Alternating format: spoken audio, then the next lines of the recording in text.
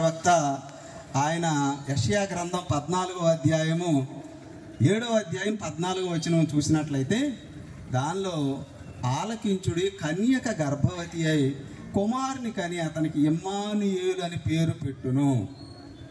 కన్యక గర్భవతి అవి ఒక కుమారుని కంటది, ఆయనకి ఇమ్మానుయేలు అని పేరు పెడతారని యేసు క్రీస్తు పుట్ట క్రితం 700 సంవత్సరాల ముందే యెషయా ప్రవక్త రాశారు. మనకి ఒక లేడీకి మ్యారేజ్ అయ్యింది, నీకు ఒక కొడుకు పుడతాడమ్మా అని ఎవరైనా చెప్పగలరా? ఎవరైనా సరే చెప్పగలరా? సార్ మనం అంటే సాధారణం. ఒక డాక్టర్లు ఇద్దరికి పెళ్ళి అయింది, వాళ్ళిద్దరికి నీకు అబ్బాయే పుడతాడు అని వాళ్ళిద్దరికి తెలుసా? ఎవరికన్నా?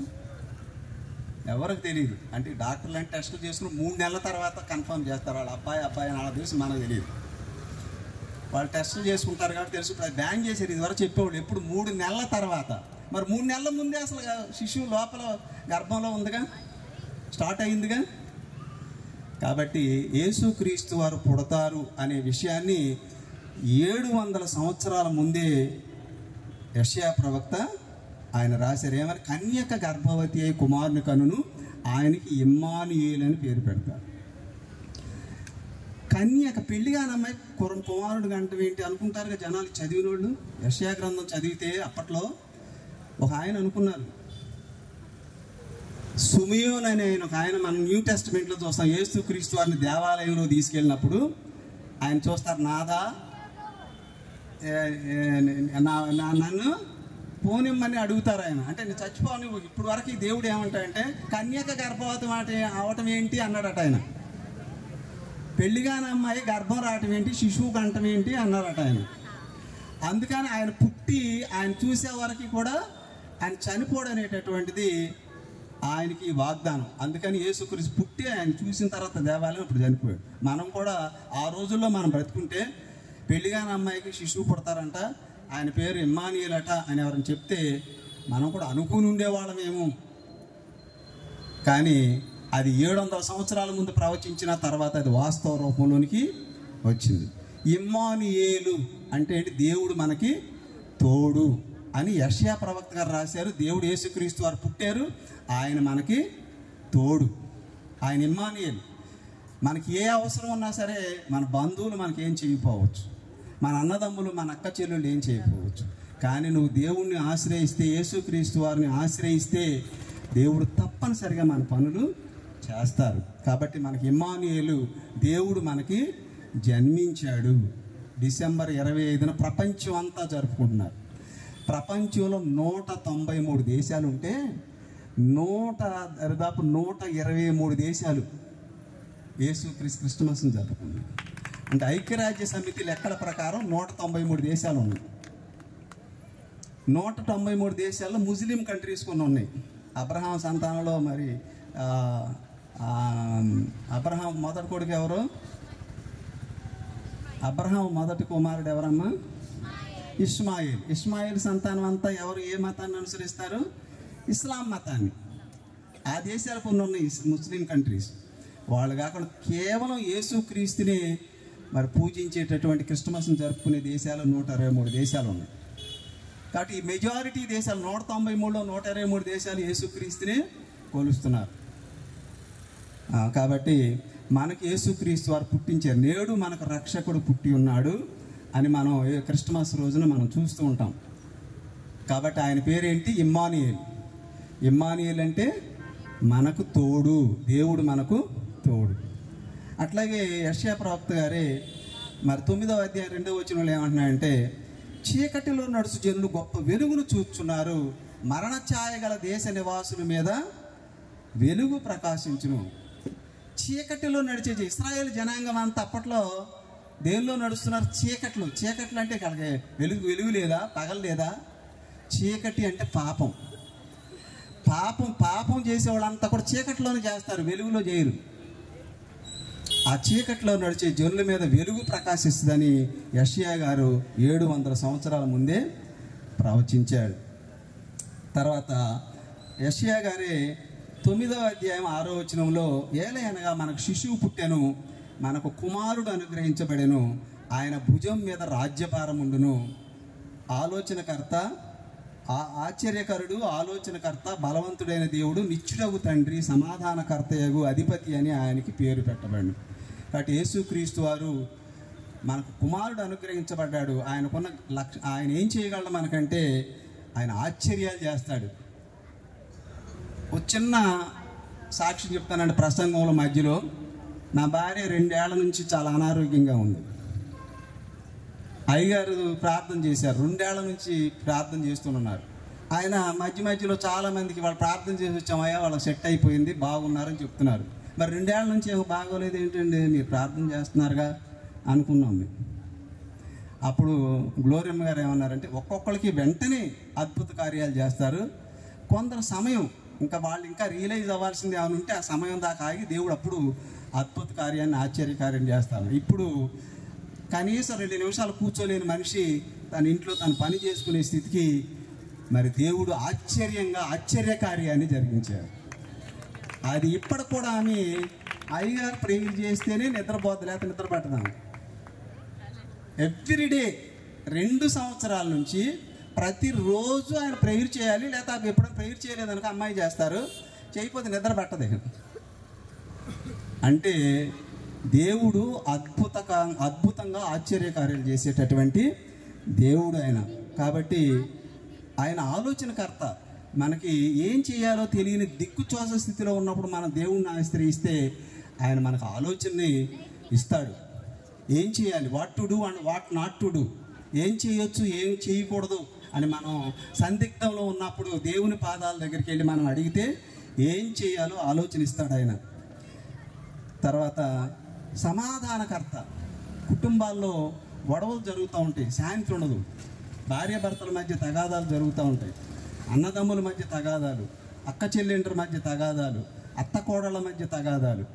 ఇలా వచ్చినప్పుడు మనం ఈ తగాదాన్ని ఎవరు తీర్చారు, ఎవరైనా చెప్తే వచ్చి నీకేంటి సంబంధం అంటారు.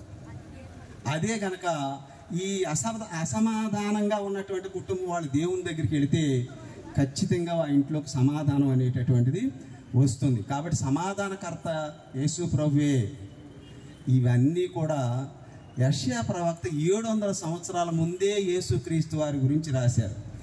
ఇవన్నీ రుచి చూసి తెలియాలి. యేసుక్రీస్తు వారి గురించి ఎన్ని చెప్పినా మనం వింటాము, వెళ్ళిపోతాం,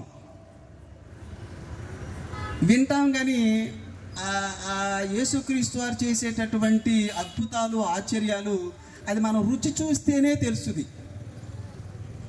ఇప్పుడు పెళ్లి కాని అమ్మాయికి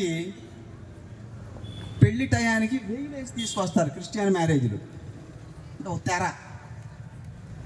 పెళ్ళి అయిపోయిన తర్వాత భర్తను ఏం చేస్తారు, తెర పాస్టర్ గారు ప్రేయర్ చేసి ఆ మంగళసూత్రం కట్టిన తర్వాత ఆ తెర తీసి చూడయ్యా మీ ఆవిడని అంటారు. అంటే ఇప్పుడంటే ముందే మాట్లాడుకుంటున్నారు, వాళ్ళ ఆవిడని చూసుకుంటున్నారు, అది వేరే విషయం. పూర్వకాలం అయితే పెద్దలు వెళ్ళి మాట్లాడొచ్చేవాళ్ళు, పెళ్లి టైంకే చూసేవాళ్ళు వాళ్ళు. ఆ 1000 ఉన్నప్పుడు ఆ పెళ్లి కుమార్తె మొహం క్లియర్గా కనిపించదు. 1000 తీసేసామనుకో చక్కగా కనిపిస్తుంది ఆ ముఖం. అలాగే దేవునికి మనకి అడ్డుగా పాపాలు ఉన్నాయి అనుకోండి, దేవుడు మనకు కనిపించడు. బైబిల్ చదువుతున్నాం అనుకోండి, బైబిల్ అర్థం కాదు చాలామందికి, నాకు కూడా అర్థం కాదు ఇదివరకు. ఏంటో చదివారు, ఏంటో రాశారు అన్నట్లుగా ఉండేది చదువుతుంటే. కానీ ఎప్పుడైతే when we confess our sins, మన పాపాలని మనం ఏమేం చేసామో మనకే తెలుసు, ఎవడో తెలియదు ఈ ప్రపంచంలో. మన తప్పులు మనకే తెలుసు. అవి దేవుని దగ్గరికి వెళ్ళి, అయ్యా నీకు వ్యతిరేకంగా నువ్వేం చేయొద్దన్నావు అది నేను చేశాను కాబట్టి నన్ను క్షమించండి, ఇక నుంచి నీ కుమారుడుగా నన్ను అంగీకరించండి అని దేవుని దగ్గరికి వెళ్ళి ఒప్పుకుంటే, నువ్వు బైబిల్ చదువు ఒప్పుకున్న తర్వాత నీకు ఖచ్చితంగా పెళ్లి కుమార్తెకి పెళ్లి కుమారుడికి మధ్యలో ఉన్న వేలు తొలగిపోయి పెళ్లి కుమార్తెని క్లియర్గా చూసినట్టుగా దేవుని వాక్యం నీకు అర్థమవుద్ది. దేవుడు నీతోనే మాట్లాడుతున్నాడు అనిపిస్తుంది అప్పుడు. కాబట్టి ఇది ఒక అద్భుతమైనటువంటి క్రియ, దేవునితో సంబంధం పెట్టుకోవటం. So it is the relation between the God and the children. అయితే మన దగ్గర పాపం ఉన్నంత వరకు మనం చూడలేము దేవుణ్ణి. ఆ పాపాన్ని ఎప్పుడైతే విడిచిపెడతాం అప్పుడు దేవుణ్ణి చూడటానికి వీలవుతుంది. సార్ లేదు. అట్లాగే మీకా గారు ఏమన్నారంటే, యేసుక్రీస్తు వారు పుడతారనేమో యెషయా గారు చెప్పారు ముందే 700 సంవత్సరాల ముందు. ఓ 200, 100 సంవత్సరాల గ్యాప్తో మళ్ళీ మీకా గారు ఏమన్నారంటే ఈయన బెత్లెహేములోనే పుడతారన్నారు. ఒక 400, 500 సంవత్సరాల ముందు. ఎవరని చెప్తారండి? బెత్లెహేములోనే యేసుక్రీస్తు పుడతారని ముందే ఎవరు చెప్తారు? దేవుడు చెప్పించాడు, వాళ్ళ ప్రవక్తల ద్వారా ఆయన మాట్లాడారు. కాబట్టి బెత్లెహేములో యేసుక్రీస్తు వారు పుడతారన్న విషయం తెలిసింది. అయితే న్యూ టెస్టిమెంట్లో యేసుక్రీస్తు వారు పుడతారు అన్న విషయం ఫస్ట్ యేసుక్రీస్తు వారు ఎవరు పుడతారు? మరియకి పుడతారు. మరియకి ఏమో ఎంగేజ్మెంట్ అయింది.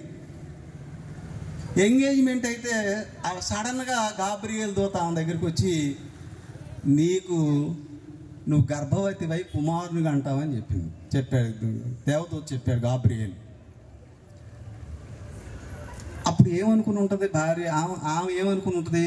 నాకేంటి, పెళ్లి కాలేదు, అసలు ఇంకా మా పెళ్ళి అవ్వలేదు, ఇంక ఎంగేజ్మెంట్ అయింది తప్ప నాకు కొడుకు పుట్టడం ఏంటి అని అనుకోలే.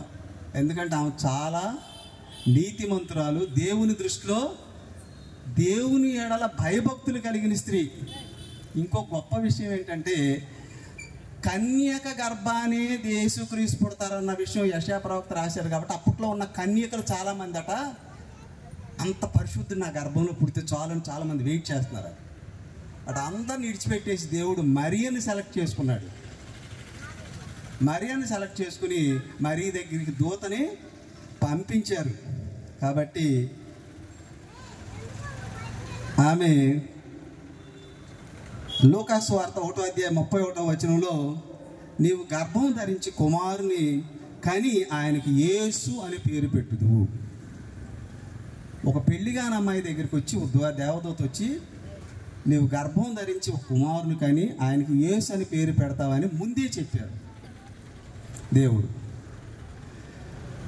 ఈమె భక్తురాలు కాబట్టి దయాప్రాప్తురాలు, మీరు చెప్పినట్లే జరుగును కాకని తన మనసులో అనుకుంది, యాక్సెప్ట్ చేసింది. ఓకే, మరి ఏం చేసుకుందాం అనుకున్న అతను ఏమనుకోవాలి? ఆమెకు ప్రెగ్నెంట్ వచ్చిందట, నేను పెళ్ళి అవ్వలేదు, అసలు మేము ఇద్దరం మరి we did not close together, మేము దగ్గర అవ్వలేదు కదా, కాబట్టి గర్భం ధరించిందంటే మరి అతను ఆమెను విడిచిపెట్టేయచ్చు. కాబట్టి ఆయన దగ్గరికి కూడా దేవదూత గాబ్రియేల్ దూత ఆయన దగ్గరికి కూడా వెళ్ళి యోసేపు స్వప్నమందు కనపడి ఆమె ఒక కుమారుని కనును, తన ప్రజలకు వారి పాపముల నుండి ఆయనే రక్షించును కనుక ఆయనకి యేసు అని పేరు పెట్టుదువు, యేసు అని పేరుకు రక్షకుడు. ఆయనకు కూడా చెప్పారు, నువ్వేం కంగారు పడబాకు, భయపడబాకు, నీ భార్య పరిశుద్ధురాలు, దేవుని యొక్క పరిశుద్ధాత్మ వల్ల నీ భార్య కుమారుని కనబోతుంది కాబట్టి నువ్వు ఆమెను విడనాడాలని అనుకుంటున్నావు కదా, అలాంటి ఆలోచన పెట్టుకోబాకు. ఆమె కుమారుని కనేంత వరకు ఆమెను సమీపించుకోకుండా ఆమెని జాగ్రత్తగా, కుమారుని కనిన తర్వాత కుమారుని పెంచి జాగ్రత్తగా పెంచమని దేవదూత యోసేపు కూడా చెప్పారు. ఇది మనం మరి సువార్తల్లో చూస్తాం. యోహాను సువార్త 1:1 14 ఏముందంటే, మొదట్లో దేవుడు ఆదియందు వాక్యముండెను. ఆదియందు వాక్యముండెను. ఆదియందు వాక్యం అంటే ఏంటి? వాక్కు. దేవుడు ఏం చేయమంటే ఇది కలుగును కాకనంగానే జరిగినాయి. చూసాం, మనం చదువు కదా, బైబుల్ తెలుసు కదా మనకి. ఏది కలుగును కాకంటే జరిగింది. కాబట్టి ఆదియందు వాక్కు ఉండెను. వాక్కు అంటే వాక్యం. వాక్యం ఉండెను. ఆ వాక్యము, ఆ వాక్యే ఏం మాట్లాడి ఇదంతా కలుగును కాక అన్నారో ఆ వాక్కు కలిగినటువంటి వ్యక్తి ఇప్పుడు శరీరధారిగా భూలోకంలోనికి వచ్చారు, యేసుక్రీస్తు వారు. ఇది అవును అంటే అయిపోయినటువంటి వ్యక్తి ఈ లోకంలోకి మానవ రూపంగా ఈ భూలోకంలోనికి వచ్చారు. కాబట్టి మరి యేసుక్రీస్తు వారి గురించి మనం ఓల్డ్ టెస్టిమెంట్లో రెఫరెన్సెస్, న్యూ టెస్టిమెంట్లో రెఫరెన్సెస్లో కొన్ని చూసాం. అయితే యేసుక్రీస్తు వారు ఈ లోకానికి ఎందుకు వచ్చారు? ఇంకా 2-3 పాయింట్స్ చెప్పి నేను ముగిస్తాను. మొదటి తిమోతి 1:15 పాపులను రక్షించుటకు యేసుక్రీస్తు ఈ లోకములోనికి వచ్చారు. పాపులను రక్షించడానికి. మరి మేమేం పాపం చేయలేదు కదండి, మాకు యేసుక్రీస్తు అక్కర్లేదా అంటే ఆయన ఈజ్ ద గైడర్, ఆయన మార్గం చూపేవాడు. నీలో పాపం లేకపోతే మంచిదే. ఇప్పుడు కొన్ని సందర్భాల్లో దేవుడు ఏమన్నారంటే, ఆరోగ్యవంతులకి డాక్టర్ అక్కర్లేదు కదా, అలాగే నీతిమంతులకి వాళ్ళు ఎట్లాగో దేవునికి ఇష్టలే.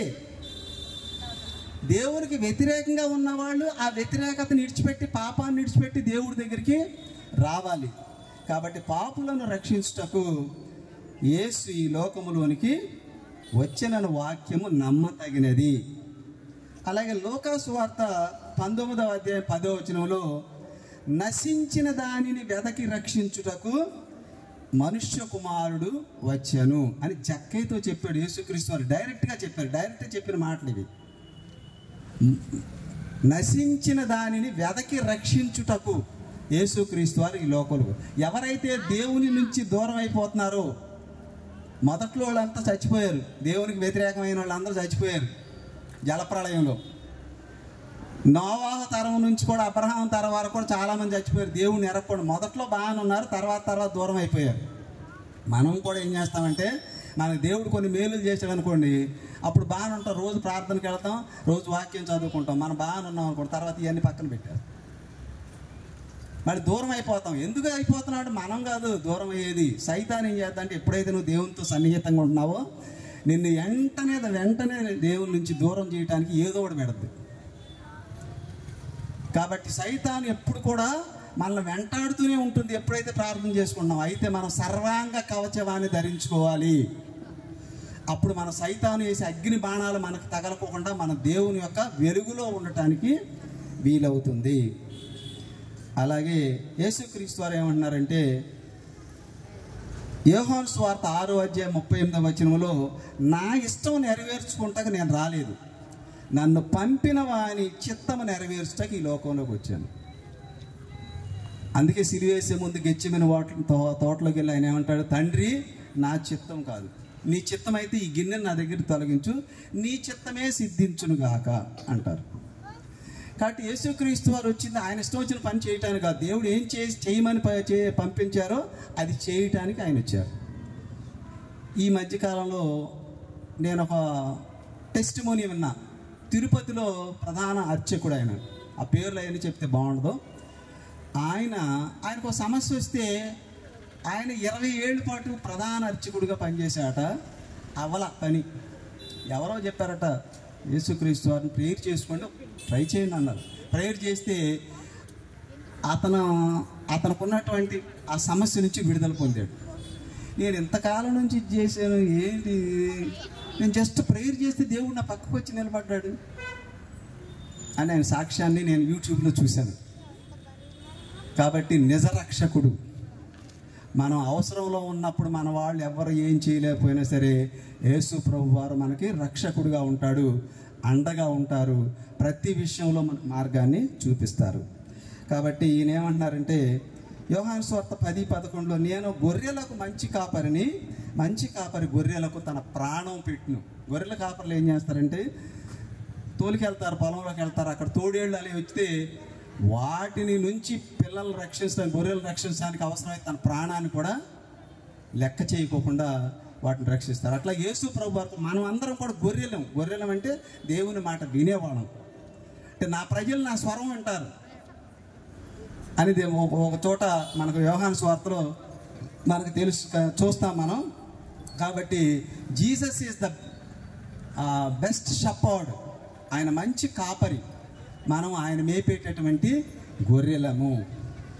అట్లాగే అయితే మనం ఎంతగా ప్రార్థన చేస్తామో, అపవాది ఎప్పుడు కూడా మనల్ని తన వైపు తిప్పుకోవటానికే చూస్తూ ఉంటాడని చెప్పాను ఇప్పుడే.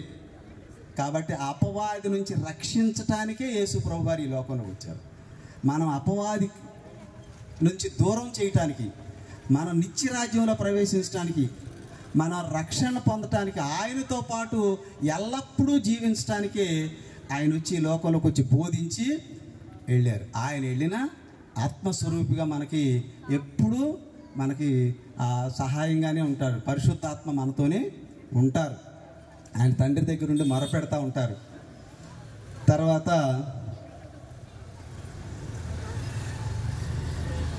ఈ క్రిస్టమస్ అంటే జనరల్గా క్రిస్మస్ అనగానే మన వాళ్ళు ముందు ఫస్ట్ చేసుకునేది ఏంటంటే, ఇల్లు ఏమైనా ఉంటే ముందు నుంచి ఒక నెల రోజుల ముందు నుంచి ఇల్లు శుభ్రం చేయించుకుంటారు. కొన్ని రోజుల తర్వాత కొంచెం డబ్బులు సమకూర్చుకొని బట్టలు కొనుక్కుంటారు. ముందు నుంచే పిల్లలకు కావాల్సినవి, లేకపోతే ఇంట్లో సంతోషంగా ఉండడానికి పిండి వంటలు లేకపోతే ఇలాంటివన్నీ చేసుకుంటారు. మంచిదే, మన సంతోషంగా ఉండాల్సిందే, బట్టలు కొనుక్కోవాల్సిందే, ఇల్లు శుభ్రం చేసుకోవాల్సిందే, అలాగే పిండి వంటలు అవన్నీ చేసుకోవాల్సిందే, పండగ రోజున మంచి బిర్యానీలు అవి తినాల్సిందే. అయితే ఈ క్రిస్మస్ అనేది ఇంటి పండగ, ఒంటి పండగ, పంటి పండగ కాదు. యేసుక్రీస్తు వారిని నిజంగా మన మనస్ఫూర్తిగా అంగీకరిస్తే అది నిజమైన క్రిస్మస్. యేసు ప్రభు వారు ఏమన్నారంటే, నేనే మార్గము, సత్యము, జీవం. నేనే మార్గం అంటే మిమ్మల్ని గైడ్ చేసేది నేనే, మిమ్మల్ని నడవలసిన త్రోవలో నడిపించేది నేనే. సత్యం, ఆయన ఏం చెప్పారో బైబిల్లో కొండ మీద ప్రసంగాలు కానివ్వండి, ఆయన ఏం చెప్పారు డైరెక్ట్గా అనేది మనం సువార్తల్లో చూస్తాం. ఆయన చెప్పేదంతా సత్యమే, జీవం. ఆయనతో మనం ఉన్నప్పుడు ఈ లోకంలో దేవుడు మనకి ఎంతకాలం ఆయుష్ ఇస్తాడో అంతకాలం జీవిస్తాము. చనిపోయిన తర్వాత కూడా ఆయనతో ఉంటాం, నిత్య జీవం, ఎవర్ లాస్టింగ్ లైఫ్, ఇంకెప్పుడు మరణం లేదు ఇక. అయితే ఆయనతో లేని వాళ్ళు ఎక్కడికి వెళ్తారు? నరకానికి, అగ్ని, మండుచున్న అగ్నిలోకి వెళతారు. కాబట్టి దాని నుంచి తప్పించుకోవాలంటే మనం జీవించి ఉండగానే ఆయన అనుసరించి మనం మన జీవితాలని ముందుకు కొనసాగించాలి. అయితే క్రిస్మస్ అంటే ఏంటంటే, ఇప్పుడు మనకి క్యాండిల్ లైట్ సర్వీస్ అని చేస్తారు క్రిస్టియన్స్ అందరూ, కొవ్వొత్తులు వెలిగిస్తారు కదా. ఎందుకండి వెలిగించడం? యేసుక్రీస్తు వారే వెలుగు, ఈజ్ ద లైట్.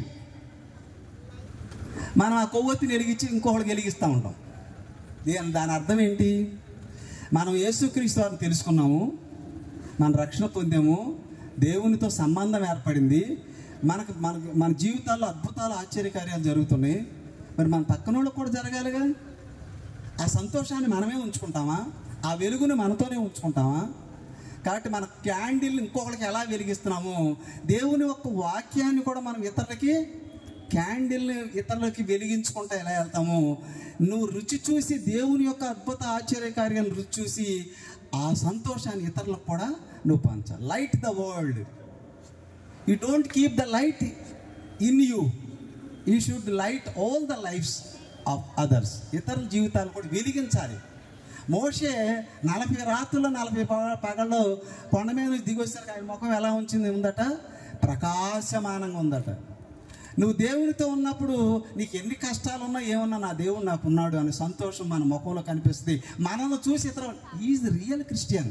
మన పక్కన వాళ్ళు మనల్ని అసహించుకుంటున్నారు, కానీ ఆ ఆపదలో నువ్వు వెళ్ళి సహాయం చేసావు అనుకోండి, ఇంత మంచోడు అండి, నేను అనుకోలేదు, నేను అనవసరంగా ఇతను తిట్టాను, ఇతని మీద ద్వేషించాను అనుకుంటా. అది దేవుని ప్రేమ.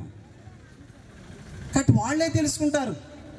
If you show love to the others, the people will realise. వాళ్ళు కూడా తెలుసుకుంటారు, ఇతను నిజమైన క్రీస్తుని అనుసరించేవాడు, ఇతను ప్రేమ చూపిస్తున్నాడు. క్రీస్తుని అనుసరించడం అంటే ఏంటి? ప్రేమ చూపిస్తున్నాడు. మనం వెళుతున్నాం, ఏదో కారు ఒకటి గుద్దేడు వెళ్ళిపోయాడు, ఒకడు ఎవడక్కడ చూసుకుంటూ వెళ్ళిపోతారు. మనకు తెలుసు, మన నంబర్ తెలుసు, అంబులెన్స్ ఫోన్ చేయటం మనకు తెలుసు. ఒక్క నిమిషం ఆగి అంబులెన్స్ ఫోన్ చేస్తే ఆడొచ్చి తీసుకెళ్ళిపోతాడుగా. అది పెద్ద కష్టం, మన డబ్బులు అవుతాయా? జనరల్గా చెప్తుంది, ఏమనుకోకండి, అది మన డబ్బులు అయ్యేది కాదుగా. జస్ట్ ఇంకో లైఫ్ని ఆ క్షణంలో వాడిని హాస్పిటల్ తీసుకెళ్తే బతుకుతాడు, ఎవడ పట్టించుకొని వెళ్ళిపోతే అట్లా చచ్చిపోవచ్చు ఒక్కోసారి. కాబట్టి మనం చేయగలిగిన సహాయాన్ని మనం ఇతరులకి చేయాలి, ప్రేమను చూపించాలి. కాబట్టి మదర్ తెరీసా, మనకు అందరూ తెలుసు, మదర్ తెరీసా మన ప్రేమను పంచే ప్రతిరోజు క్రిస్మస్ అంటుంది. 25 డిసెంబర్ 25 క్రిస్మస్ కాదు, నువ్వు ఇతరులతో ప్రేమ పంచుతున్నావు అనుకోండి, ప్రతిరోజు క్రిస్మస్సే. కాబట్టి లవ్. దేవుడు పాత ఆజ్ఞలు 10 ఆజ్ఞల్లో శిష్యులు, ఈ పరిసయ్యులు వీళ్ళంతా అడుగుతారు, అయ్యా ఈ 10 ఆజ్ఞలు ప్రధానమైన ఆజ్ఞ ఏది అని. దేవుడు ఏమంటాడంటే, నీ దేవుడైన యెహోవాని నీ పూర్ణ హృదయంతో, అదంతా ఉంది, ప్రేమించాలి, నీ పూర్ణ శక్తితో, నీ పూర్ణ బలంతో నీ దేవుడైన యెహోవాను ఆరాధించాలి. అంటే ఒక్క మాటలో చెప్పాలంటే లవ్ యువర్ గాడ్. నువ్వు ఆరాధించే దేవుణ్ణి నువ్వు ప్రేమించాలి. దేవుణ్ణి ఎలా ప్రేమిస్తున్నావు? నీకు తెలిసిన వాళ్ళందరినీ నువ్వు అలా. రెండవది ఆజ్ఞ ఏంటంటే, నిన్ను వలె నీ పొరుగు వారిని ప్రేమించాలి. ఈ రెండు నేర్చుకుంటే చాలు, మనం 10 ఆజ్ఞలు ఫాలో అయినట్టే ఆల్మోస్ట్. ప్రేమించడం అనేది తెలిసినప్పుడు కొంతమంది తల్లిదండ్రులు చూడరు. ఎందుకు చూడట్లా? ప్రేమ లేకపోవటం వల్ల. కొంతమంది అన్నదమ్ములతో మాట్లాడరు, ఎందుకనంటే ప్రేమ లేకపోవడం. కాబట్టి 2 ఆజ్ఞలు మన జీవితాల్లో మనం పాటించినట్లయితే, ఈ క్రిస్టమస్ రోజున ఇన్ని క్రిస్టమస్లు మన జీవితాల్లో అనేక వెళ్ళిపోతున్నాయి. కనీసం ఇప్పటి నుంచి అయినా సరే, ఈ సంవత్సరం క్రిస్టమస్ నుంచి అయినా మన జీవితాల్లో మనం ప్రేమను పంచేవాళ్ళగా ఉండాలి. 2 ఆజ్ఞలు పాటించాలి. దేవుణ్ణి ప్రేమించాలి, నీ పొరుగు వారిని పొరుగు వాళ్ళు అంటే మా పక్కన ఉన్నవాళ్ళనే కాదు, మనకు తెలిసిన వాళ్ళు ఎవరైనా కావచ్చు, మన బంధువులు కాకపోవచ్చు వాళ్ళు. కానీ వాళ్ళు దే ఆర్ ఇన్ నీడ్, ఏదైనా అవసరం ఉన్నప్పుడు మనం మన ప్రేమను పంచగలిగితే it is the real Christmas. అది మన జీవితంలో నిజమైన క్రిస్టమస్. కాబట్టి మనందరం కూడా ఆ దేవుణ్ణి ప్రేమిస్తూ, దేవుణ్ణి ఆరాధిస్తూ, క్రిస్టమస్ అంటే క్రీస్తుని ఆరాధించడం, మన పొరుగు వారిని ప్రేమించడం, ఈ 2 పనులు చేసినట్లే మన జీవితంలో దేవునికి అనుకూలమైన జీవితం అవుద్ది. దేవుడు మనం అడిగినవన్నీ ఇస్తాడు.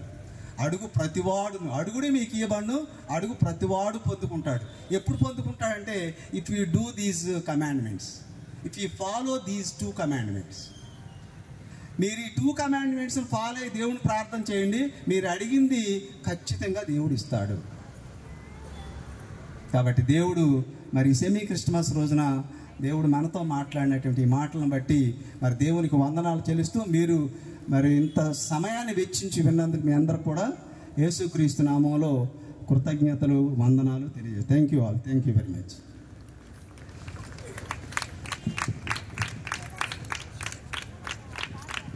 మంచిది ప్రియులారా, మరి చాలా కొద్ది నిమిషాలు క్లుప్తంగా ప్రభువైన యేసుక్రీస్తు వారి యొక్క రాకను గురించి చాలా చక్కగా వర్తమానాన్ని అందించినటువంటి అయ్యగారు శశాంక్ బాబు గారికి హృదయపూర్వకమైన వందనాలు ఈ పరిచర్య తరపున తెలియజేస్తున్నాను. మరి వాక్యము నిమిత్తము ఒక చిన్న ప్రార్థన. అందరూ దయచేసి తలలు వంచండి. మన మధ్యలో ఉన్న సంజీవరావు గారు వాక్యము నిమిత్తం, ఇంతవరకు విన్న వాక్యము నిమిత్తము ఒక చిన్న ప్రార్థన చేస్తారు.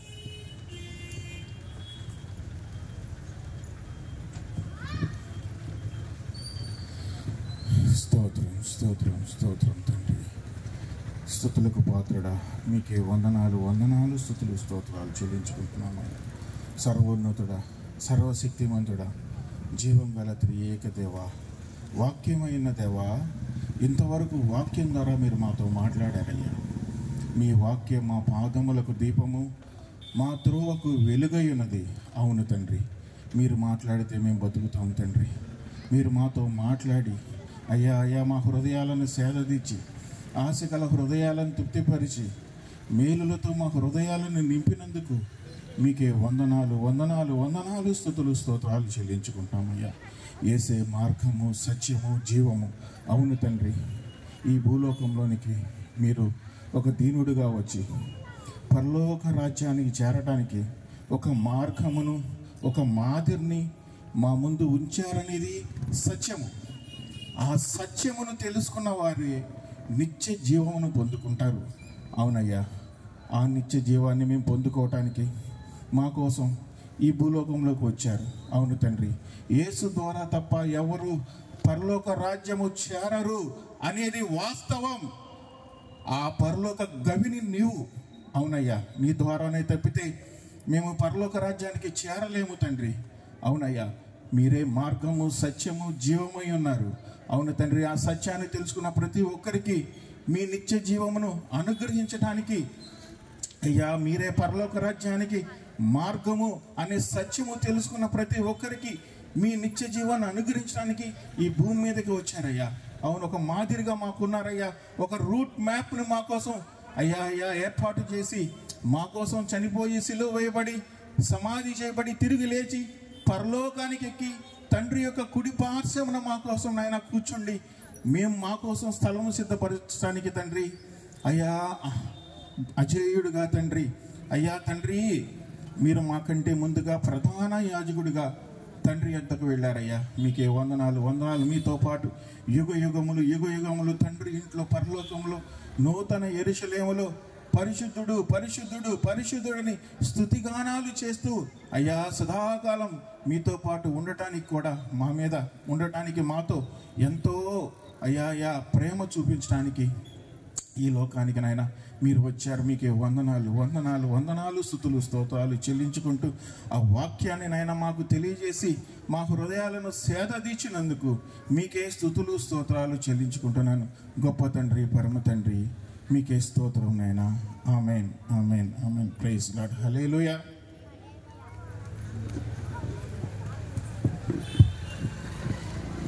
మంచిది ప్రియులారా, ప్రార్థించినటువంటి సంజీవ గారికి హృదయపూర్వక వందనాలు తెలియజేస్తున్నాను. అలాగే మరొక చిన్న సాక్ష్యాన్ని మనం విన్న తర్వాత ఒక చిన్న పాట పాడుకున్నాం. సంతోషంగా అందరూ గట్టిగా మీ చేతులెత్తి హల్లెలూయా చెప్తారా? రైట్. మన మధ్యలో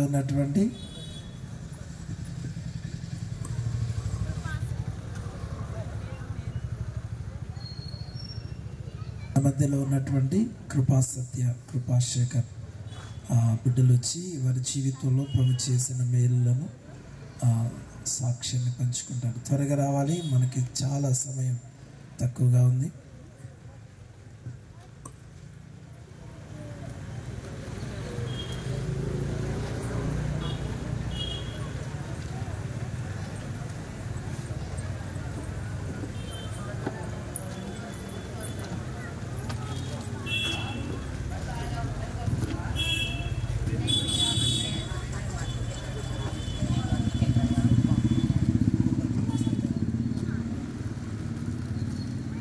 ప్రేజలో దేవుని నామానికి వందనాలు.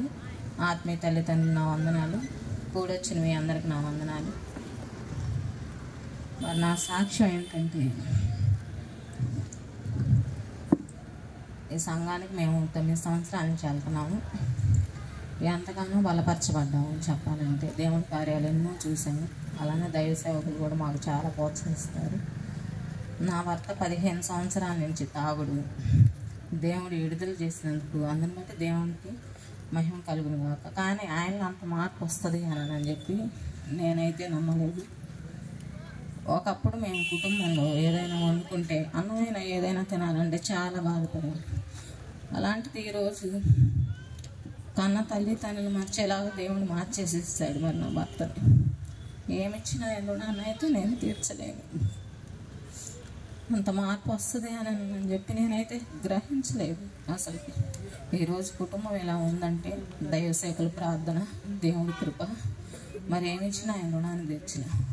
పోయిన జనవరి 1 కూడా సల్మా అస్సలు బాగలేదు.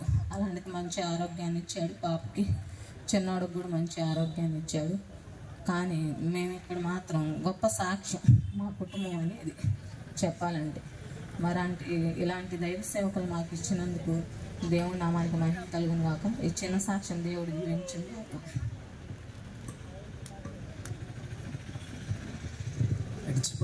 మహిమపడదామా? మరి ఈ సహవాసంలోనికి రావడం ప్రారంభించిన తర్వాత నమ్మకంగా దేవుని వెంబడిస్తున్నారు. దినదినము దేవుడు ఒక నూతనమైనటువంటి మార్పుని కుటుంబంలో దేవుడు అనుగ్రహించి ఈ రోజున మన మధ్యలో దేవుడు సజీవులుగా దేవుడు నిలవబెట్టి వారి జీవితంలో అనేకమైనటువంటి మార్పులను దేవుడు తీసుకొని వచ్చాడు. జీవితం మారటం, బ్రతుకులను మార్చటం, చీకటిగా ఉన్నటువంటి జీవితాలను వెలుగుమయంగా మార్చగలిగినటువంటి ఆ దేవాతి దేవుని సన్నిధిలో దేవుడు ఆ కుటుంబాన్ని నిలవబెట్టాడు. అందునిమిత్తమై దేవునికి మహిమ కలుగును గాక. హల్లెలూయా. ఒక చిన్న పల్లవి మనము పాడుకుంటూ ఉంటుండగా ఈ పరిచయ నిమిత్తము, ఈ యొక్క ఏర్పాటుల నిమిత్తము జ్ఞానులు యేసు ప్రభువుని దర్శించడానికి వచ్చినప్పుడు గొర్రెల కాపరులు యేసు ప్రభువాన్ని దర్శించడానికి వచ్చినప్పుడు జరిగినటువంటి డిఫరెన్సెస్ ఏంటి? జ్ఞానులు యేసయ్యను చూడటానికి వచ్చినప్పుడు కానుకలను తీసుకొని వచ్చారు కదండి. గొర్రెల కాపరులు యేసయ్యను చూడటానికి వచ్చినప్పుడు మౌనంగా వచ్చి ఆయనను చూసి దేవదూత చెప్పినటువంటి ఆ మాటలను బట్టి ఆనందించి, ధరించి, స్తుతించి సంతోషంగా వెళ్ళిపోయి దానిని ప్రచురం చేస్తూ వెళుతున్నారు. అయితే ఇక్కడ మీరు జ్ఞానులుగా ఉన్నారని నేను ప్రభుని స్తుతిస్తున్నాను. దేవునికి స్తోత్రం కలుగునుగాక. ఈ పరిచర్యను, ఆయన సేవను, ఆయన పనిని మీరు ప్రేమించేవారిగా, ప్రోత్సహించేవారిగా మీరు ఉన్నారని నేను ప్రభుని స్తుతిస్తున్నాను.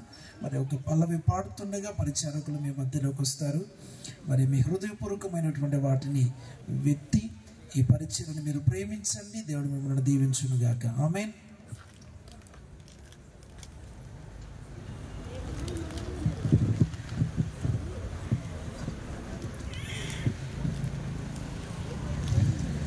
అందాల తార అరుదించే నాకై అంబర వీధిలో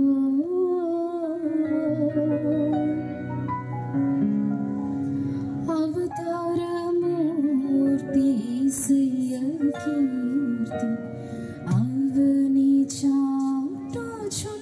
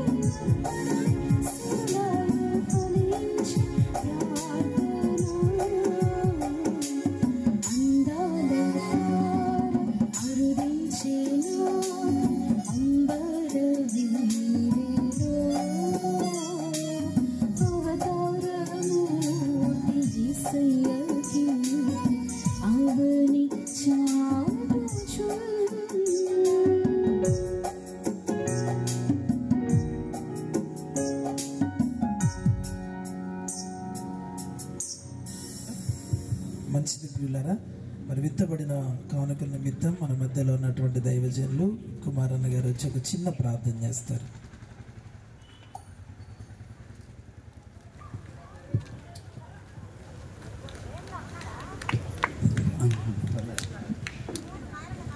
మంచిదండి. చేరి వచ్చిన ప్రియులందరికీ యేసుక్రీస్తు నామంలో శుభాభివందనాలు తెలియజేసుకుంటున్నాను. చిన్న ప్రార్థన చేసుకుందాం. సకల ఆశీర్వాదములకు కారణభూతుడైన మా పరలోకపు తండ్రి, జీవము గల మా ప్రియ ప్రభువా, జీవాధిపతి, నీకు వందనములు స్తోత్రములు నాయన. అయ్యా, ఈ దినం ప్రత్యేకముగా మా యొక్క ప్రియులు అతస మినిస్ట్రీ ద్వారా నీ యొక్క అమూల్యమైన మాటలు ప్రకటించడానికి ఆయన ఈ యొక్క చంద్రయ్య గారి రండాలపేటలోని మరి ప్రభువా, ఈ ప్రదేశాన్ని మీరు ఏర్పాటు చేసుకున్న విధానం బట్టి వందనములు స్తోత్రములు నాయన. అయా, మరి ముఖ్యంగా బాధ్యను బట్టి, తనకిచ్చిన భర్తను బట్టి, బిడ్డను బట్టి వందనములు స్తోత్రములు. అయా, బిడ్డ నా దేవుడు నా పట్ల చేసిన మేలని అనేకులకు నాయన తన సాక్ష్యాన్ని తెలియజేసి, అయా మరి ఈ యొక్క సెమీ క్రిస్మస్ జరపడానికి ఆ బిడ్డకిచ్చిన మంచి ఆలోచన బట్టి మీకే వందనములు స్తోత్రములు నాయన. అయా, మరి నీ ప్రియ దాసుని ద్వారా మొక్కలు గ్రహించిన జీవగ్రంథంలో జీవ మాటలు నాయన మరి వినటానికి మీరు చూపిన ప్రేమను బట్టి వందనములు స్తోత్రములు. వాక్యం అందించిన మీరు ప్రియ దాసుని జ్ఞాపకం చేసుకోమని వేడుకుంటున్నాం ప్రభు. అలాగే నేను ఈ యొక్క అమూల్యమైన పరిచర్ను ప్రేమించి నీ బిడ్డలైన వారు తమ యొక్క కష్టార్జితం నుంచి, తమ యొక్క లేమిలో నుంచి బిడ్డలు కానుకలు సమర్పించి ఉండగా, కానుకలు ఇచ్చిన ప్రతి కష్టాన్ని దీవించి ఆశీర్వదించమని వేడుకుంటున్నాం. ఆ కానుకలు నాయన నీ సేవార్థమై వాడబడిన కృప చూపి సహాయం చేసి మీరే నడిపించి ఆదరించమని, చేరి వచ్చిన ప్రతి ఒక్క బిడ్డను మరొకసారి నీ చేతులకు అప్పగించుకుంటూ మా ప్రభువును నీ కుమారుడును పరిశుద్ధమైన యేసు క్రీస్తు వారి పేరట ఈ ప్రార్థన అడిగి వేడుకుంటున్నాం తండ్రి. ఆమేన్, ఆమేన్. అందరికి వందనాలండి. మరి అవకాశం ఇచ్చిన దైవజనులు మరి అన్నయ్య గారికి ప్రత్యేకమైన శుభావందనాలు తెలియజేసుకుంటున్నాను. చాలా సంతోషం అండి. Thank you.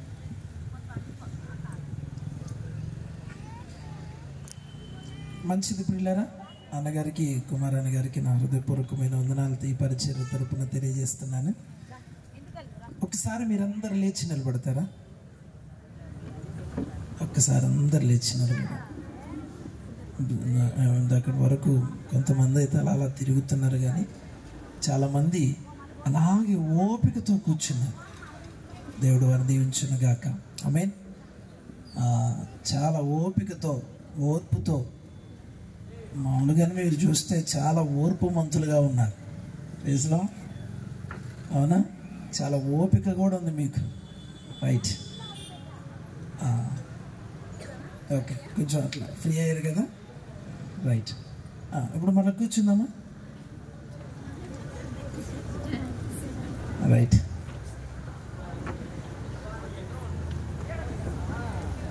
ఇంకా దయచేసి అటు ఇటు ఎవరు తిరగొద్దు. మనం లాస్ట్ మినిట్స్లోకి వచ్చాం.